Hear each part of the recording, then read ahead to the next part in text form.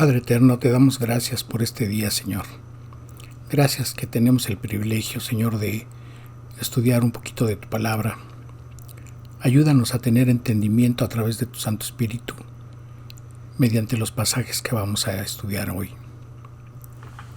Señor, ayúdanos y guíanos para tener humildad delante de ti, Señor, cuando nos acercamos para pedirte un favor, para pedir tu misericordia, para pedir tu bondad, para pedir tus bendiciones, para pedirte salud, Señor, para pedirte provisión, para pedirte fortaleza, para pedirte palabras de consuelo.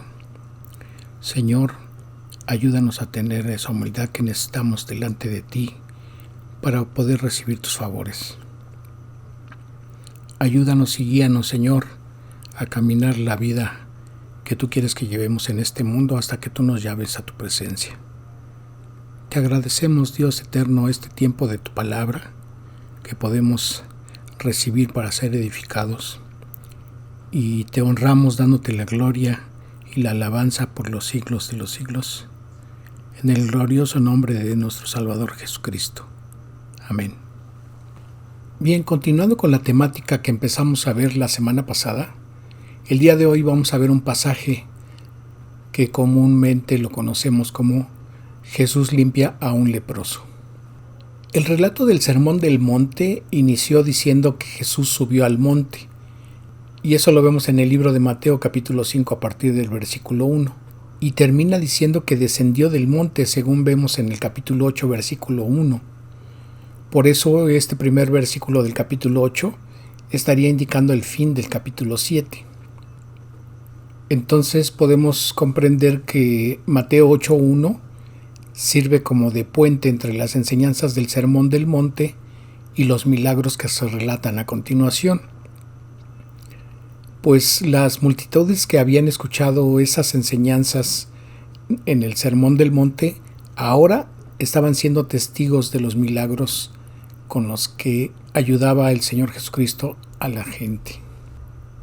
La lepra es una enfermedad endémica infecciosa en el Oriente, producida por el bacilo de Hansen.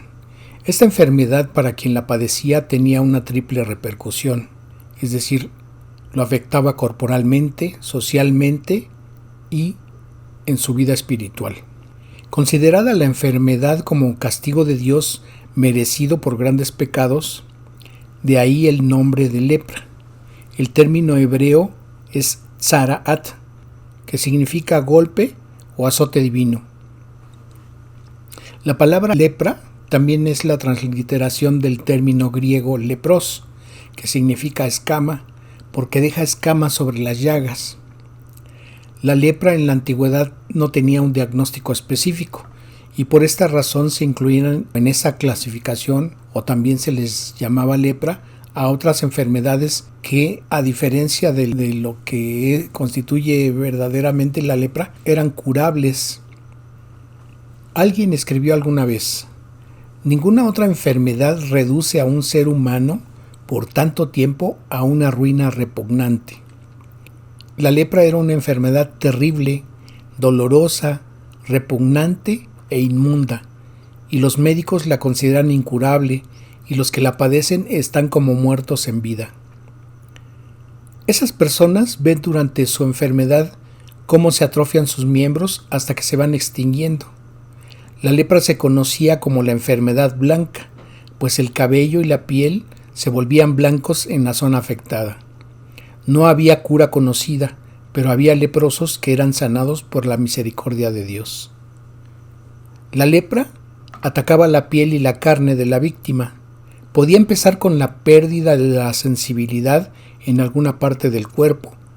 Afectaba los troncos nerviosos, los músculos se descomponían, los tendones se contraían hasta hacer que las manos parecieran garras.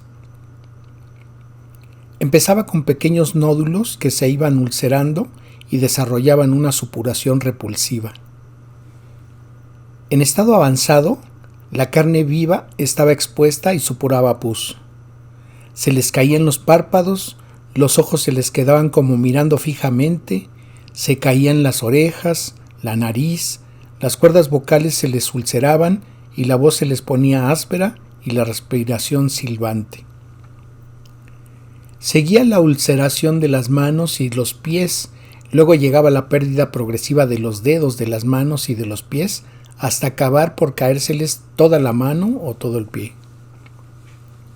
Poco a poco, el paciente se convertía en una masa de crecimientos ulcerosos, una clase terrible de muerte progresiva en la que la persona va muriendo poco a poco. El proceso normal de esa clase de lepra dura 9 años, pero podía alcanzar entre 20 y 30 años y acababa en desequilibrio, coma y finalmente la muerte. La condición física del leproso era terrible, pero había algo que la hacía todavía peor. El historiador Josefo dice que se trataba a los leprosos como si fueran personas muertas. Tan pronto como se diagnosticaba la lepra, se desterraba al leproso absolutamente de la sociedad humana. Dice Levítico en el capítulo 13, versículo 46, «Todo el tiempo que la llaga estuviere en él será inmundo, estará impuro y habitará solo. Fuera del campamento será su morada». Dice Levítico 13, versículo 45, «Y el leproso en quien hubiera llaga llevará vestidos rasgados y su cabeza descubierta, y embozado pregonará: ¡Inmundo! ¡Inmundo!». Obviamente esto era para que la gente tuviera precaución y no estuviera cerca de ellos. La contaminación que implicaba el contacto con un leproso era casi como la que se contraía por contacto con un cadáver. Nadie se le podía acercar más de 4 codos, es decir, unos 2 metros. Si soplaba el viento en el sentido del leproso hacia la persona sana, el leproso debía mantenerse por lo menos a 100 codos de distancia, es decir, unos 50 metros. Algunos llegaban a tirarles piedras a los leprosos para que se mantuvieran lejos. De modo que además del dolor de la enfermedad, eran rechazados socialmente. Al producirse la cura, el leproso tenía que presentarse ante un sacerdote, quien lo iba a examinar y lo declaraba sano si ya no veía rasgos de la enfermedad. La lepra era símbolo del pecado y de su efecto espiritual en el hombre. Dios castigaba a algunos de los más rebeldes con la lepra. El concepto general era que toda enfermedad venía por castigo de Dios, especialmente la lepra, pues esta era el azote divino. La lepra hoy en día no ha sido eliminada del todo, pues aún hay casos en Arabia, Egipto y Sudáfrica. Prevaleció en la forma conocida como lepra blanca. Entre los hebreos se presentaba como un símbolo de pecado, que era considerado como asqueroso, difusivo e incurable. Con la lepra llevaban el pecado en su cuerpo, según enseñaban los rabinos, y no podían participar en el culto ni en la vida social. No ha habido nunca ninguna enfermedad como la lepra que separara tanto a una persona de sus semejantes. Para un judío, no había una frase más sorprendente en todo el Nuevo Testamento que la afirmación: «Y Jesús extendió la mano y tocó al leproso». Realmente era sorprendente para ellos el saber esto. Bien, este pasaje lo observamos en Mateo capítulo 8, en los versículos 1 al 4, en Marcos capítulo 1, versículos 40 al 45, y en Lucas capítulo 5, versículos 12 al 16. Y como la ocasión anterior, vamos a interactuar entre estos evangelios sinópticos y vamos a estar intercalando los versículos de los 3 capítulos. Vamos a leerlos en forma tal que se comprenda el contexto y lo que aconteció en ese caso. Bien, dice Mateo 8:1: Cuando descendió Jesús del monte, le seguía mucha gente. Lucas 5:12 dice: Sucedió que estando él en una de las ciudades se presentó un hombre lleno de lepra, el cual, viendo a Jesús, se postró con el rostro en tierra y le rogó diciendo: Señor, si quieres, puedes limpiarme. Dice Marcos 1:41. Y Jesús, teniendo misericordia de él, extendió la mano y le tocó, y le dijo: Quiero, sé limpio. Marcos 1:42 dice: Y así que él hubo hablado, al instante la lepra se fue de aquél y quedó limpio. Marcos 1:44 y 45 dicen: Y le dijo: Mira, no digas a nadie nada, sino ve, muéstrate al sacerdote y ofrece por tu purificación lo que Moisés mandó para testimonio a ellos.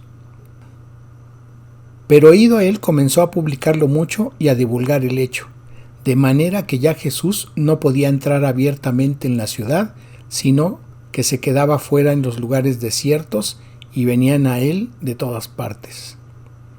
Dice Lucas 5:15 y 16: Pero su fama se extendía más y más, y se reunía mucha gente para oírle y para que le sanase de sus enfermedades. Mas él se apartaba a lugares desiertos y oraba. Bien, vamos ahora a ver cada versículo para entender lo que está aconteciendo en este pasaje.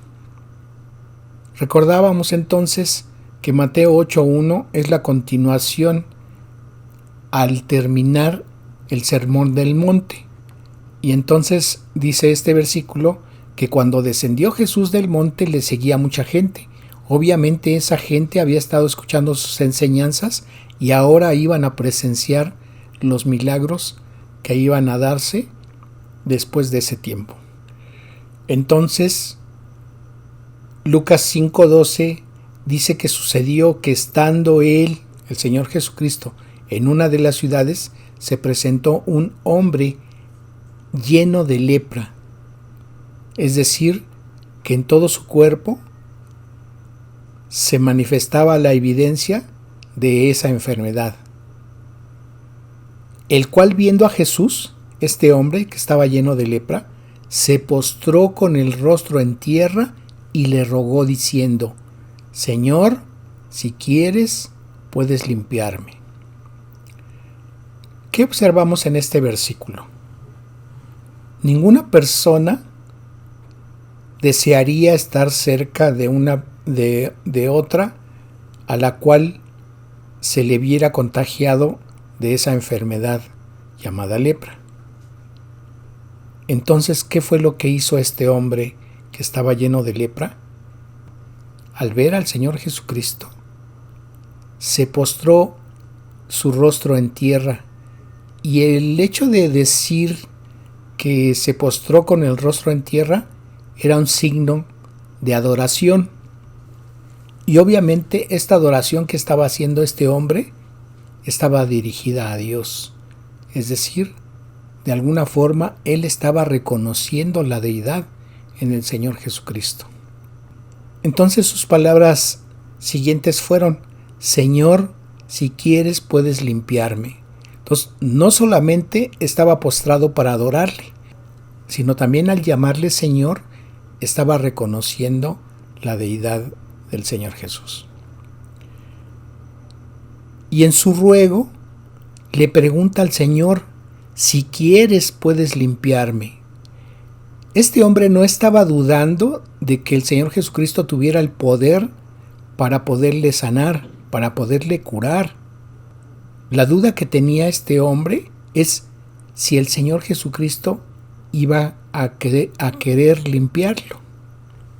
Quienes por fe llegan a los pies de Cristo, por misericordia y gracia, pueden estar seguros de que el Señor está dando libremente su misericordia y su gracia que ellos necesitan. Pues dice la palabra en Juan 6:37: todo lo que el Padre me da, vendrá a mí, y el que a mí viene, no le echo fuera.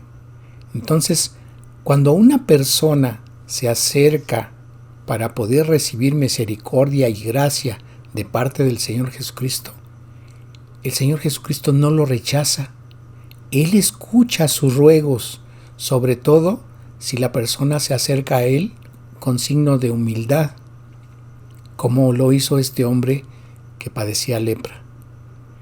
Entonces debemos encomendarnos a su piedad, no demandarlo como deuda, es decir, como si Dios tuviera la obligación de obedecernos, por decirlo así, o hacernos o cumplirnos lo que le estamos pidiendo, sino que debemos pedirlo humildemente como un favor, conforme a su voluntad. El leproso, en este caso, vino con humildad, pues no demandó que lo sanara, sino dijo: si quieres, tú puedes limpiarme.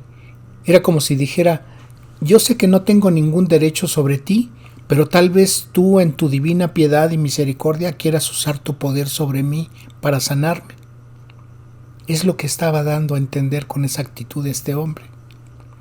Entonces, al postrarse, se estaba reconociendo su adoración al Señor, y al llamarle Señor, observamos que este título en la versión Septuaginta es el término que se usa para traducir del hebreo al griego el nombre Jehová. Entonces, ¿qué estaba haciendo este hombre?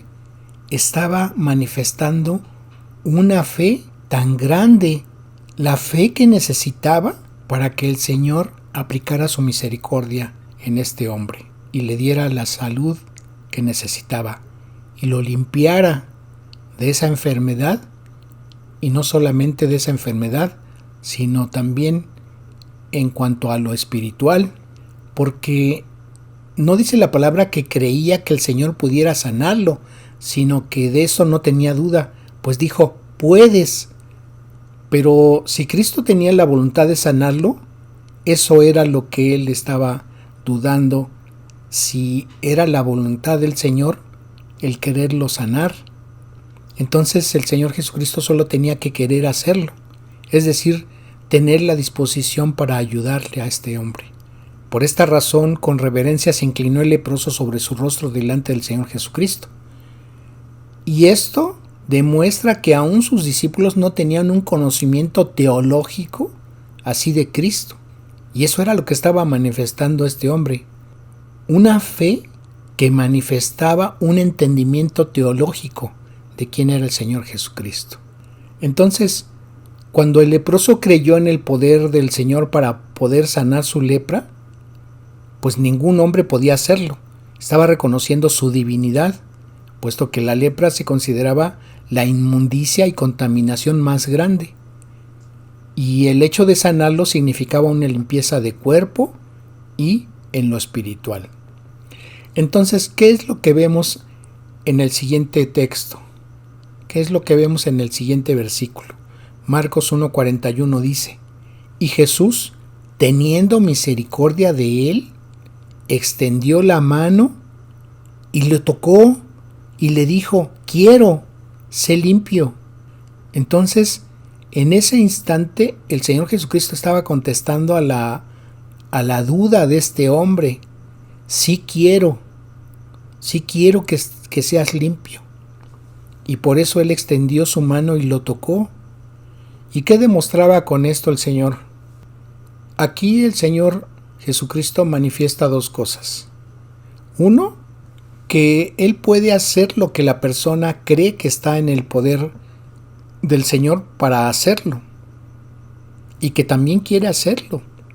Esto es la voluntad misericordiosa del Señor sobre aquel hombre, no una voluntad arrogante para manifestar su propia grandeza, sino que el Señor, de forma sencilla, extendió su mano y le tocó, y esto hacía demostrar ante la multitud que observaba que el Señor no teme quedar impuro o ser acusado por los adversarios de alterar la ley de los judíos.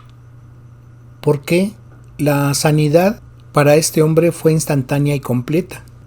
Y esto por tres cualidades que estaban siendo vistas en el leproso, que de alguna manera lo estaban recomendando ante el Señor Jesucristo. Y estas cualidades o manifestaciones eran su confianza de este hombre en que el Señor podía sanarlo, la humildad con que él se acercó delante del Señor y la reverencia al postrarse con su rostro hasta el suelo para mostrar un signo de adoración y reconocer la deidad del Señor. Entonces, al extender su mano el Señor para tocar al enfermo, no solamente lo sana físicamente, sino también lo sana espiritualmente. Y esto le otorga a este hombre el poder regresar a la comunidad. Cuando el Señor Jesucristo manifiesta con esta palabra quiero, ese querer expresa su disposición misericordiosa de Dios para con necesitados como Él. ¿Por qué? Porque aparentemente no siempre es la voluntad de Dios curar todas las enfermedades físicas de quien se acerca para pedirle que lo sane. Y esto lo vemos en el caso del apóstol Pablo, cuando leemos en el libro de 2 Corintios, capítulo 12, entre los versículos 7 al 9, donde dice la palabra, y está hablando el apóstol Pablo aquí, y para que la grandeza de las revelaciones no me exaltase desmedidamente, me fue dado un aguijón en mi carne, un mensajero de Satanás que me abofetee, para que no me enaltezca sobremanera. Respecto a lo cual, 3 veces he rogado al Señor que lo quite de mí. Y me ha dicho, bástate mi gracia, porque mi poder se perfecciona en la debilidad. Por tanto, de buena gana me gloriaré más bien en mis debilidades, para que repose sobre mí el poder de Cristo. Entonces, no siempre es la voluntad de Dios cuando una persona se acerca a Él o le pide que lo sane, porque siempre hay un propósito que quizá Dios esté observando o considerando que es mejor que se cumpla ese propósito antes que sanar a la persona. Entonces, en este caso, este hombre que venía lleno de lepra estaba considerando esa posibilidad, si el Señor quería sanarlo o no, no dudando de que podía hacerlo, pero simplemente la interrogante era si el Señor estaba dispuesto a hacerlo. Pero como vemos en Marcos 1:41, dice la palabra que y Jesús, teniendo misericordia de él, extendió la mano y le tocó y le dijo, quiero, sé limpio. Entonces, en este caso, el Señor estaba dispuesto a otorgar su misericordia y a sanar a esta persona, a limpiarlo, porque también podemos decir, ¿por qué no dice aquí la palabra sanarlo, sino dice limpiarlo o ser limpiado? Pues ya veíamos que esta enfermedad implicaba no solamente una cuestión de salud, sino una cuestión espiritual adversa delante de Dios. Y por eso la palabra lo expresa así, el ser limpio o el ser limpiado, y no utilizando la palabra sanar. Aunque obviamente esto sucedió así. Bien, entonces, cuando le pedimos a Dios en oración, ya sea para nuestra propia salud o para la salud de otra persona, si la persona por la cual estamos orando no es salva, es decir, no le ha entregado su vida a Cristo, entonces lo primero que tenemos que hacer es pedir por su salvación al Señor. Y en segundo lugar, pedir al Señor con humildad también de que si es su voluntad, que también le sane, porque Él sabrá lo que a su consideración será mejor. ¿Y por qué hacemos esto? Porque muchas veces no sabemos la gravedad o tenemos idea de que es grave la enfermedad que la persona está padeciendo, pero lo que no sabemos es si Dios va a permitir que esa persona siga en este mundo o quizá Él la lleve a su presencia. Por eso primeramente tenemos que pedir por su salvación, que es lo más importante, porque de ello dependerá la estancia de la persona por la eternidad. Entonces, por eso consideramos que es más importante pedir por su salvación. Y obviamente, si tenemos conocimiento y sabemos que esta persona ha hecho una decisión para reconocer al Señor Jesucristo como su Salvador, entonces con mayor razón ahora podemos pedir por su salud, apelando a la voluntad del Señor, si es su voluntad, o pedir conforme a su voluntad. Porque como también vimos aquí en esta lectura que hicimos de 2 de Corintios 12, 7 al 9, a donde el apóstol Pablo está pidiendo por su salud y dice que él le había rogado 3 veces ya al Señor que le quitara ese aguijón, pero Dios no lo permitió y solamente le hizo saber que para él, para el apóstol Pablo, era suficiente que le bastare con la gracia que había recibido del Señor Jesucristo. Ahora, ¿por qué es importante que pidamos primeramente por la salvación? Porque no hay duda que en cuanto a la disposición de Dios está el perdonar los pecados y salvar a todos los que se arrepientan. Pues dice Ezequiel 33 en el versículo 11, donde dice Dios: diles, vivo yo, dice Jehová el Señor, que no quiero la muerte del impío, sino que se vuelva el impío de su camino y que viva. Volveos de vuestros malos caminos. ¿Por qué moriréis, oh casa de Israel?, está diciendo el Señor. Y también dice Primera de Timoteo en el capítulo 2, en los versículos 3 y 4. Porque esto es bueno y agradable delante de Dios nuestro Salvador, el cual quiere que todos los hombres sean salvos y vengan al conocimiento de la verdad. Y como ya lo hemos dicho en mensajes anteriores, en enseñanzas anteriores, el Señor quiere que todos sean salvos y que vengan al conocimiento de la verdad. Entonces, Él está manifestando que no está haciendo acepción de personas. Él no está manifestando que tenga elegidos. Él no está manifestando que haya hecho elección en base a una predestinación para darle salvación solamente a esos elegidos. Porque Dios está dando la oportunidad a toda persona de ser salva, pero la decisión la toma la persona. ¿Le quiere creer al Señor o no le quiere creer?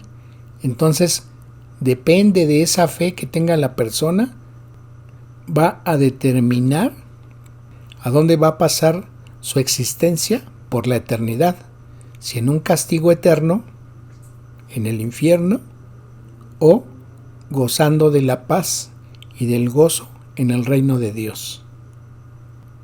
Bien, ¿qué es lo que estaba manifestando el Señor Jesucristo al extender su mano y tocar al leproso? El Señor, siendo puro y santo, no quedó impuro al tener contacto con este hombre lleno de lepra. Por el contrario, Él extendió su mano para tocarlo y para sanarlo. Entonces, si Él hizo esto con este hombre, y si nos acercamos al Señor Jesucristo con fe, igual a la fe de este leproso, podemos estar seguros que también usará su poder para sanar la lepra de nuestros pecados. Porque el Señor es misericordioso. Entonces, el Señor Jesús tocó al leproso mostrando su poder sobre la enfermedad y su autoridad sobre la ley que prohibía el contacto físico con quienes padecían la lepra. Y por eso también el Señor le ordenó a este hombre que se presentara ante el sacerdote, ejerciendo su autoridad sobre la ley y en su compromiso de cumplirla. Entonces, el Señor, como había manifestado ya, no había venido para abrogar la ley, sino para cumplirla. Y esto nos recuerda lo que dice el libro de Isaías en el capítulo 53. Si vemos en los versículos 4 al 6, dice la palabra, ciertamente llevó Él nuestras enfermedades y sufrió nuestros dolores, y nosotros le tuvimos por azotado, por herido de Dios y abatido. Mas Él herido fue por nuestras rebeliones, molido por nuestros pecados. El castigo de nuestra paz fue sobre Él, y por su llaga fuimos nosotros curados. Todos nosotros nos descarriamos como ovejas, cada cual se apartó por su camino, mas Jehová cargó en Él el pecado de todos nosotros.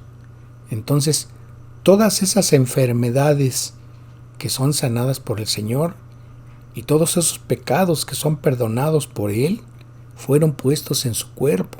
El Señor, cuando fue crucificado en la cruz del Calvario, Él pagó por nuestra salud, Él pagó para que nuestras enfermedades fueran retiradas y Él pagó para que nuestros pecados fueran perdonados. Eso es lo que dice la Escritura.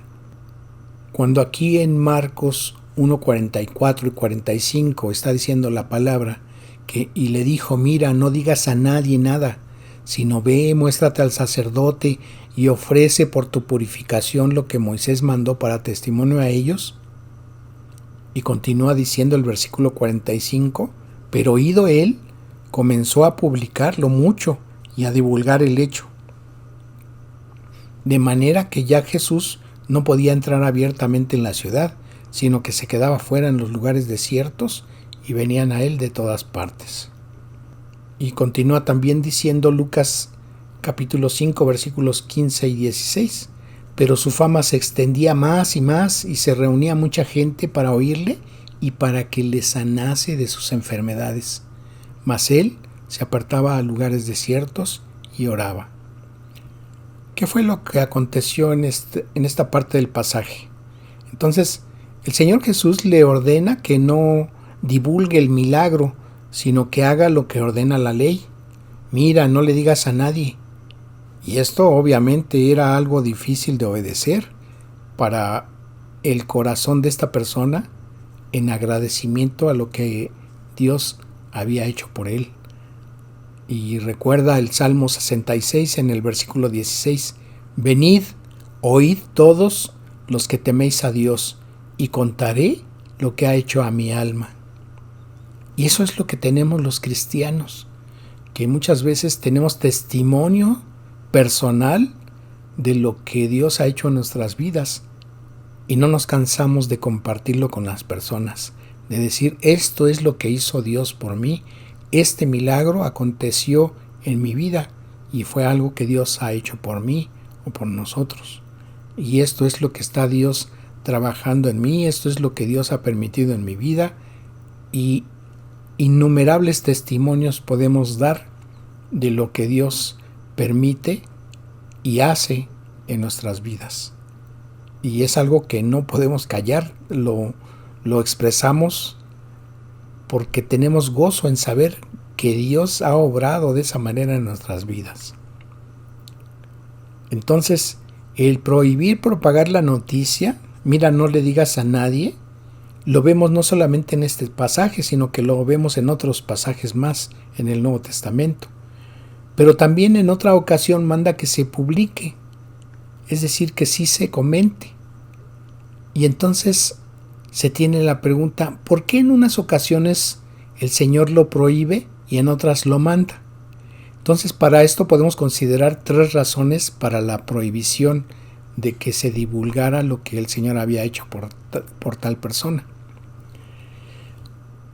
Primero, el Señor Jesús quería que los sacerdotes lo declararan limpio a este hombre antes de enterarse quién lo había sanado, pues de otro modo tal vez no lo hubieran declarado limpio para no tener que reconocer que el Señor Jesús lo había hecho.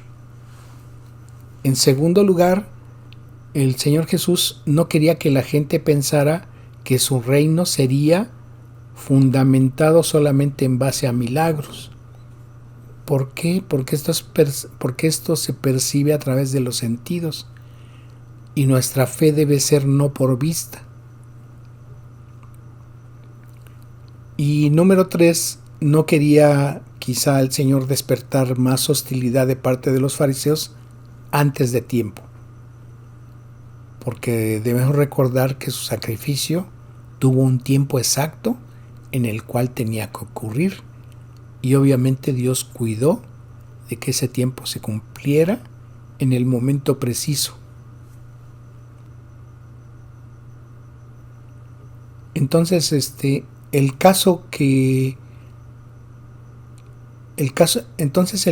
menciona el Nuevo Testamento de que el Señor sí le mandara a la persona que había sanado para que contara a todos lo que le había pasado y qué es lo que había hecho el Señor por él, se da en el caso del Gadareno liberado de los demonios. ¿Por qué? Pues porque en esa parte que estaba del otro lado del mar de Galilea realmente había pocos judíos. La mayoría eran gentiles y obviamente no se iban a preocupar por eso, por quién lo había sanado. E inclusive, si recordamos, le habían pedido al Señor que se retirara de ahí, de ese lugar, por lo que dice ese pasaje. También porque el Señor Jesucristo quería que los hombres estuvieran más atentos a su doctrina que a sus milagros, porque los milagros en su mayoría producían en muchos solamente vanos efectos de admiración, porque es muy claro en la palabra cuando dice que muchos le seguían, no solamente porque los alimentaba, sino también porque los sanaba.